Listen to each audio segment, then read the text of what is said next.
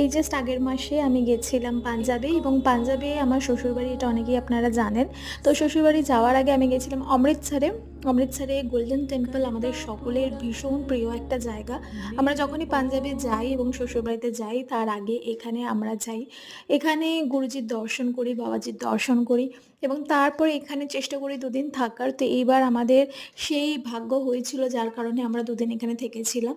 তো গোল্ডেন টেম্পলের একদম কাছে একটা হোটেল আছে। হোটেলটার নাম হচ্ছে অ্যাবট। এই হোটেলটা আমাদের ভীষণ ভালো লাগে কারণ সমস্ত দিক থেকে ভীষণ পরিষ্কার পরিচ্ছন্ন এবং ওখান থেকে না এই গোল্ডেন টেম্পলে আসতেও আমাদের অনেক সুবিধা হয় কারণ একদম কাছে। তো এটা হচ্ছে প্রথম দিন রাত্রে যেখানে আমি সোনাকে নিয়ে গেছিলাম এবং সোনা প্রথমবার গোল্ডেন টেম্পল দর্শন করেছিল। আমি ওকে সমস্ত কিছু দেখাচ্ছিলাম আর পিছনে হচ্ছিল আরদাস। আর তারপরে অনেকটাই রাত হয়ে গেছিলো যখন আমরা ফিরেছিলাম হোটেলে।